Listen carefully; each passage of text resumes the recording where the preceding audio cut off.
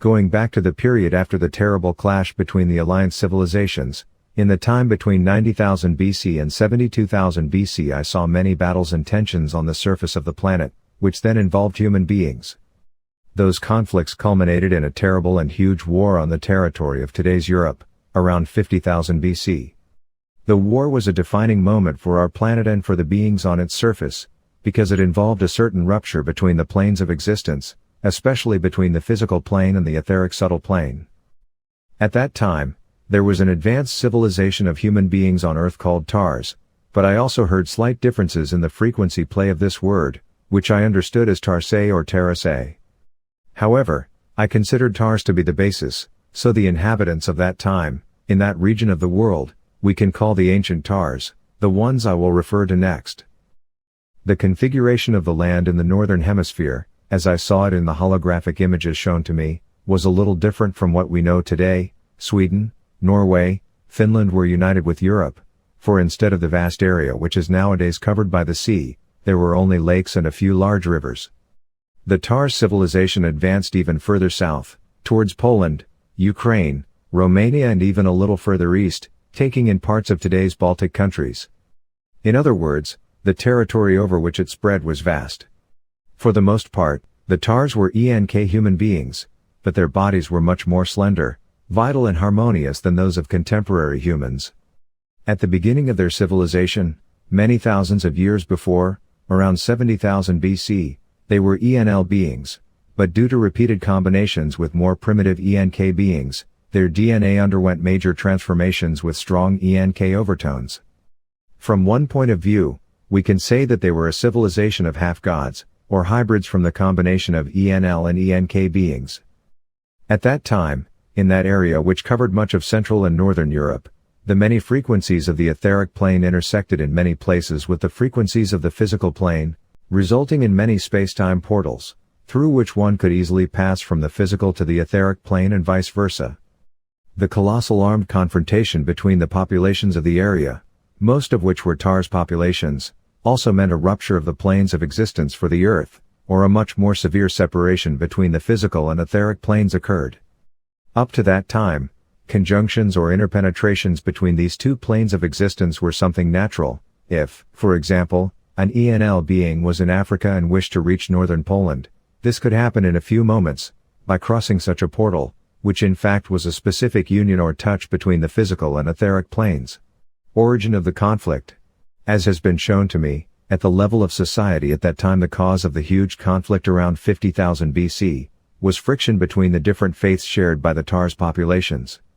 At that time the links between the physical and etheric planes were numerous, creating many portals of passage from one plane to another on the surface of the planet, but above all providing access routes to the sacred realms inhabited by wise ENL beings, which would later form the realm of Shambhala.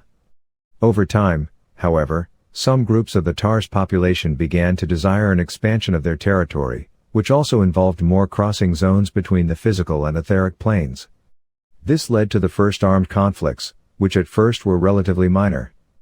However, by their multitude and insistence, those battles and wars destabilized the natural existence of the portals between the physical and etheric planes.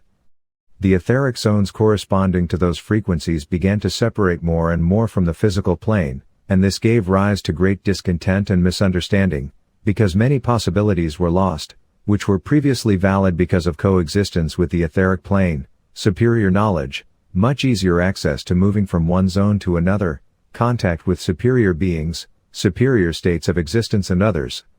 Therefore, each population group involved in the conflict wanted an acceptable area to continue their existence, and many of them even wanted the territories of Shambhala. The situation then unfortunately resembles what we encounter today. Different states and ethnicities claim territories belonging to other states and ethnicities, which irretrievably leads to tensions and conflicts, which often degenerate into wars. That was in fact the moment when the Great War started, through a kind of unification of all the warring sides that had been going on for years in different parts of the Tars territory. Different factions and population groups were fighting in different parts of the Tars territory, but gradually, through the portals between the physical and etheric planes, they came to be concentrated in one area of convergence. This further intensified the disagreements between the population factions, which began to form numerous ad hoc alliances. At one point things had become so complicated that nobody knew who they were really fighting or who they were allied with. The rush of armed clashes. It was a terrible, huge, devastating war. A huge army, led by factions hostile to good, forced some entrances into Shambhala, attacking through several access areas, located in my estimation in southern and central Poland. There, however, they ran into a strong defense of the common crossing areas, between the physical and etheric planes. The conflict zone then spread out over huge territories, like a small fans, covering part of Ukraine and northern Romania, the whole of Poland, up to and including southern Sweden. The terrible conflict involved a huge number of warriors, perhaps several million.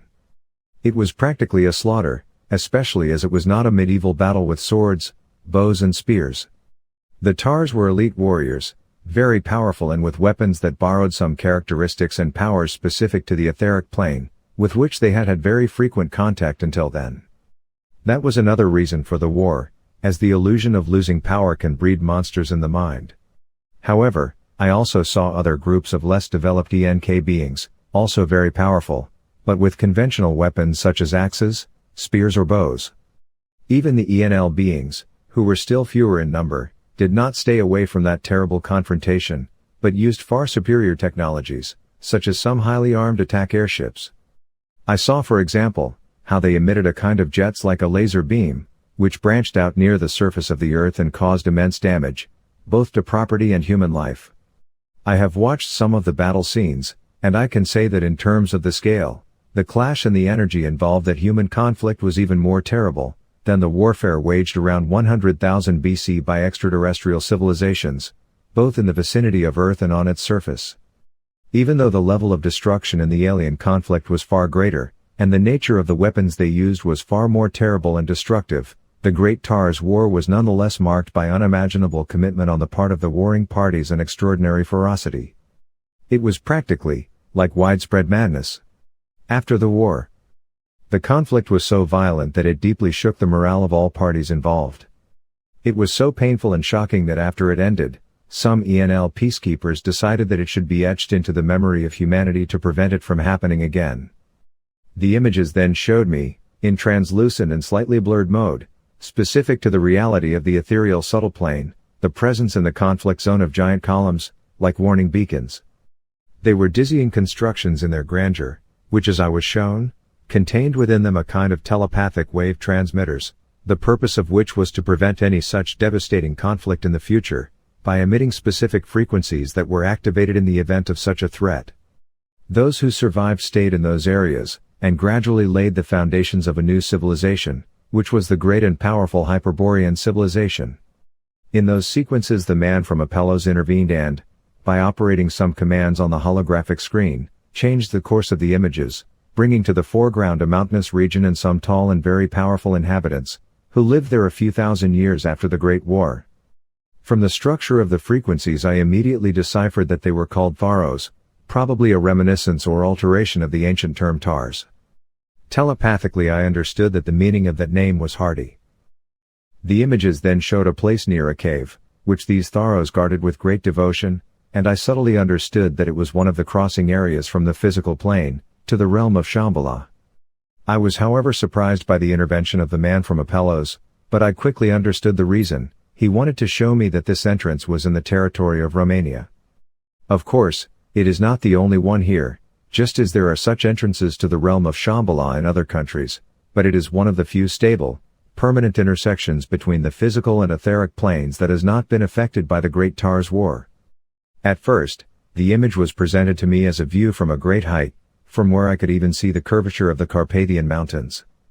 Then some specific markers and symbols appeared within it, to the right, indicating the entrance to Shambhala. Then I realized that the entrance was somewhere on the mountain that today is known as Chachlo.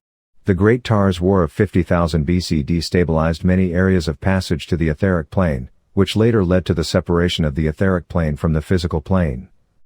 There was a rearrangement of dimensions, a recalibration of dimensions, and here I am referring specifically to the physical and etheric planes. Because of the nature and intensity of the emotions conveyed by the combatants at that time, the energies involved were enormous, so that even the astral plane around the Earth was affected. The incredible violence and ferocity that characterized it, with its negative effects on the planet's existential plane, made that armed clash remain etched in Earth's etheric memory as an important landmark for mankind, an event of sad memory, a kind of crucial reminder, a sad example that must never be repeated. As a result of the very bloody war that took place then, many hybridized beings that originated from ENL and ENK beings could no longer sustain the link between the physical and etheric planes and separated. It was later shown to me in some synthetic images that, after the end of the war, the few remaining beings, especially the higher ENL branch beings and the higher ENK branch beings, or some of the demigods who represented hybridizations with ENL beings, later developed an elevated spirituality in that area, which thus became the birthplace of the great Hyperborean civilization. Hyperborea. Just as in the case of Shambhala, historians and archaeologists classify Hyperborea as a so-called mythical civilization, because there is almost no clear material evidence of its existence. In reality, the Hyperborean civilization represented a very vivid reality of ancient times, as I could see in the exceptional images that were presented to me on the Apello's holographic screen. Etymology and location. The name Hyperborea is of recent origin, being only a few thousand years old and comes from ancient Greek. In fact, the roots of Hyperborea are very old, stretching back to around 70,000 BC. The people living in that territory were the ancient Tars, who were the ancestors of the Hyperboreans. The meaning of the word Hyperborean is known to almost everyone: the land to the north, those who lived in the northern part of the ancient world. This idea has been correctly transmitted, because the land where the extraordinary civilization of the Hyperboreans developed, was quite far to the north. After watching the events unfold as they were shown to me, I did a little research on the internet to see if there were any differences between what was being conveyed and what actually happened. Apart from a few minor errors of location, the other elements, few in fact express the truth, even if in fairly general terms. I think the lack of information is mainly due to the fact that the age of this civilization is very great, and knowledge about it has simply been lost over time. Ancient texts and stories mention, for example, the territory of Hyperborea as being north of the Danube or bordering the Black Sea, which is not entirely true. From what I have seen, Hyperborea comprised a vast territory, like a somewhat vertical strip of land, from today's Transylvania, up to what we know as Western Ukraine today, also capturing a small part of the Western Baltic countries. A significant part of the territory was in present-day Poland, going as far south as Sweden. I did not, however, see that the Hyperborean territory extended all the way to the Black Sea. Even so, Hyperborea occupied a vast territory. The coagulation of the Hyperborean civilization after the Great Tars War. The Tars civilization represented the first spiritual line, which later would come to define Hyperborea. Their civilization existed and thrived approximately between 70,000 BC and 50,000 BC. From what I have seen and understood, at that time there were many spiritual directions and beliefs, but none of them predominated. As I said, at the end of that period there was a terrible war, which practically destroyed the Tars civilization and made way for the development of a new civilization, which was the Hyperborean civilization. It was only after that great war that the territory of the Hyperboreans became more defined, and the Hyperborean civilization was unified into a common spiritual creed. So there were two major periods in Hyperborean history, before the Great Tars War and after, the which also marked an important subtle change for our planet. Before the war, in the period 70,000 BC to 50,000 BC, the Tars civilization period dominated, in which we could see an amalgam of races derived mostly from the ENL branch and only a few from the ENK branch. After the terrible confrontation, that territory on which Hyperborea was later to settle, remained almost uninhabited for a considerable period of time. Later, as I have seen in a rather rapid rewind of the images, the population in that area began to grow and individualize itself, in the sense that it became a civilization in its own right, a kind of administration in which the ENL beings who were leaders, thanks to the high spiritual level they had, managed to unite all the tendencies of the population into a strong civilization and a common spiritual orientation, especially since in the distant past of mankind the leadership was eminently spiritual. At that time there was no other type of leadership, for the administrative leader of a larger territory was also a priest, and this gave the population extraordinary strength and positive orientation. I have also seen that after 50,000 BC, a DNA nursery developed in the Hyperborean territory, which led to the populating of that area with a wide range of races, even more diverse than before. Unlike 20,000 years earlier, the new Hyperborean population was united and coherent in aspiration and thought, much as in a rough analogy, the Christian countries of Europe during the Middle Ages were under the spiritual authority of the Pope. Some of the ancient Tars, who were originally ENL beings, but also combinations of ENL and ENK in the form of demigods, after numerous combinations with ENK beings became ENK majority, and were known as good craftsmen, especially of weapons for combat. This is why they defended the southern area of Hyperborea, living mainly in the territory of today's Transylvania, and further north towards Ukraine. This gene was inherited by the ENK branch and passed on. It multiplied very rapidly, much faster than the ENL gene after the sedimentation of the so-called Hyperborean DNA. On the other hand, the ENL branch, whose DNA was easily modified, continued to refine. Its extensions led to many variations in DNA and hence in ENL types. Gene nursery. But then something very interesting happened. In my estimation, looking at the image synthesis, about 27,000 years ago, the ENL gene had evolved so much that it had reached about the same level as that of advanced alien civilizations. When that balance was reached, an agreement was created between humans, the ENL branch, and certain alien civilizations, for some of their elevated souls to reincarnate in the bodies of ENL beings. As far as I could tell, that was an agreement of coexistence, collaboration and mutual support. Generally speaking, every great civilization that has existed on Earth has located itself in a specific area of the planet, without mixing with other civilizations. For example, the Mu civilization, the civilization of Lemuria, a civilization of ENL beings with a strong Syrian influence, which existed on the great island later called Atlantis, then the Atlantean civilization, which followed the Syrian civilization on the same island, to name just a few of the great civilizations of the very distant past. All of these were mostly represented by beings from the ENL branch, but at different stages of their genome development, and did not mix with other civilizations. However, in the case of the Hyperborean civilization, in its final period, due to the evolution of ENL beings and the understanding that took place with several alien civilizations, the possibility of DNA hybridization of ENL human beings was created, in the sense that the souls of evolved alien beings were embodied in the bodies of ENL beings. Until then, only the souls of ENL beings were incarnated in ENL bodies, but once they reached a sufficiently refined level of DNA structure, the physical bodies of ENL offshoots became capable of sustaining the high vibrational frequency of consciousness of advanced extraterrestrial beings. It is true, however, that ENL beings with these characteristics were quite few, compared to the majority Hyperborean population, which consisted of ENK beings at a higher evolutionary level. So, it can be said that in Hyperborea at that time there was a kind of gene nursery, which led to an even greater flexibility of human DNA. The evolved ENL gene allowed the incarnation of advanced alien souls, which later combined having a human body, because otherwise the joining of their DNA would not have been possible. For example, a Syrian alien soul would incarnate into a male ENL being, and a Pleiadian soul would incarnate into a female ENL being, both within the Hyperborean civilization. Their child was also an ENL being, but it had in its DNA essential information from both the original DNA of the Syrian and the Pleiadian being. This was the principle on which most of the hybridizations were made.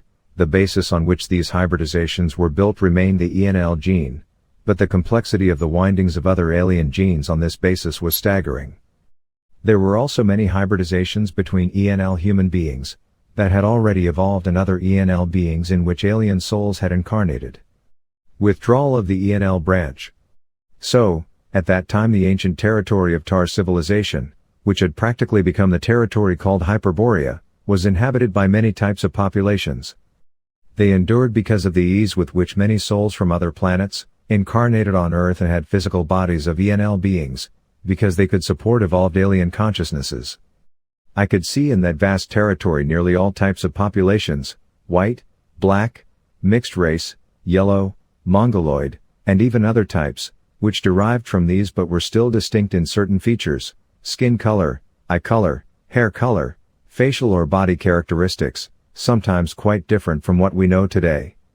It was a conglomerate of races, even more vivid than the one that can be found in our times, in the great metropolises of the West, both in diversity and in the number of individuals, their proportion being however balanced. I think that was the last period of relative harmony on Earth, before the ENL gene was withdrawn, which had exhausted its resources. The withdrawal of the ENL branch was quite slow at first. It began around 27,000 BC and meant that ENL beings were no longer spread across the planet, but gradually remained only in certain areas of the planet. The withdrawal of ENL beings from the physical plane accelerated greatly after the fall of Atlantis. I could even say that the last ENL act was Atlantis, because after its sinking, the Earth remained populated almost only with ENK beings, possibly with a few ENL beings hybridized with ENK beings, and only at the level of leaders or great rulers could ENL beings be found, such as the pharaohs of ancient Egypt or the great kings of the Middle East. By the fall of Atlantis, the ENL beings of Hyperborea, knowing that the time had come for their retreat from the evolutionary chain that had peaked in that direction, wanted to open up and further refine the ENK branch, which had a more rigid DNA, in order to boost the evolution of mankind. For many ENK beings, that period was a time of surprising evolution, a great purification, precisely because of hybridization with highly evolved beings, who left the seeds of complex resonances imprinted in their DNA. The ENL branch was thus completing a complex evolutionary cycle on Earth and would retreat, or rather remain on a subtle plane above the physical one, partly due to the particular climatic conditions that were increasingly manifesting themselves in the northern part of the planet.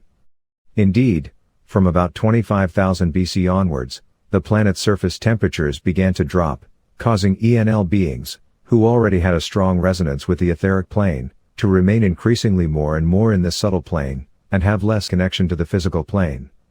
This has led to the need for gateway zones or portals to the etheric plane, so that the connection with beings remaining on the physical plane is not severed. Preferred were mountainous areas or stretches of water, but such gateways between one plane and another could also be found in forests or even on plains. At first these areas were easy to find, because they covered most of the planet's surface, especially in the northern hemisphere. As I said, in the planet's distant past, the physical and etheric dimensions were somewhat twinned, in the sense that they had quite a few points of convergence or portals, through which beings could easily pass from the physical to the etheric plane and vice versa. Since 25,000 BC, however, it has been shown to me that the number of these transition zones has been significantly reduced, and in addition, some of them were located in territories where ENK beings had settled. Although they knew of the existence of such portals in their territory, ENK people could not pass beyond because their own vibrational frequency did not allow it, or it was too low to support the passage to a dimension higher than the physical one. The end of a great civilization. Hyperborean civilization, in its active state, continued until about 14,000 BC, after which it died out. However, rudiments of it continued to exist in parts of the former Hyperborea, even further north, but as far as we have seen, they formed very small communities. The rest of the population migrated fairly quickly, mostly to Atlantis and also south to Transylvania, where they settled in the mountains. From there, after a few millennia, part of the population migrated southwards, giving rise to other great civilizations, closer to the present day. Another part migrated eastwards to Asia, in distinct stages, also laying the foundations of great civilizations. As mentioned, the cataclysm that led to the sinking of Atlantis greatly disrupted the state of the planet, both physically and subtly. Many portals linking the physical and etheric planes were severed, others were completely suppressed, and generally speaking, it was revealed to me that the two planes became quite separated due to the massive disruption in the physical and subtle structures of the planet. That separation between the physical and the etheric was even more pronounced than the separation that occurred following the Great Tars War. It has become increasingly evident and has also caused a dramatic drop in the vibrational frequency of the planet's physical plane, which has thus become even more hardened. Interdimensional energy portals became a rarity as time went by, and communication with higher beings on the etheric plane of Earth, and with those in Shambhala, became increasingly difficult. This state of affairs became even more complicated from 5000 BC onwards, when dark forces began to intervene in the evolution of mankind, taking advantage of the huge breach in the Earth's energy grid. Certain alien civilizations, already contaminated by the evil reptilian touch, began to weave a very complicated web of intrigue and control of the planet. They relied mostly on the significantly lower vibrational frequency of the physical plane, as well as the low level of consciousness of humanity, composed almost entirely of ENK beings. Rotation and dissipation of Hyperboreans. All of this was shown to me in a simple way, with clever links that combined enlightening images with symbols or signs linking different factors, beings or objects presented on the screen, so that understanding was as easy as possible. I never ceased to marvel at the extraordinary intelligence that synthesized almost instantly all the information I requested, presenting it to me in a form suitable to my understanding and also suggesting its subtleties, or other branches of investigation. Generally speaking, due to the limited time available to me and the immense amount of information that I would have to study gradually, what I was shown at first were general, overall aspects of the subject requested, without going into detail. Interestingly, however, having had access to that information, I rarely felt the desire to find out more about one or other of the directions. Although I could delve into detail with any aspect I desired, which fell within my sphere of understanding and interest, I rarely did so. Instead, I preferred syntheses. One explanation may be of a practical nature, as I was trying to store as much information as possible, even at a general level, reserving the possibility in the future to possibly go deeper into some details of interest. In any case, the summary of the images was admirably done in real time, even with much more information than I could understand, at least at the level of symbolism. In parallel, I was also aided by telepathic transmissions which my cortex translated acceptably, thus enriching my general knowledge of the requested subject.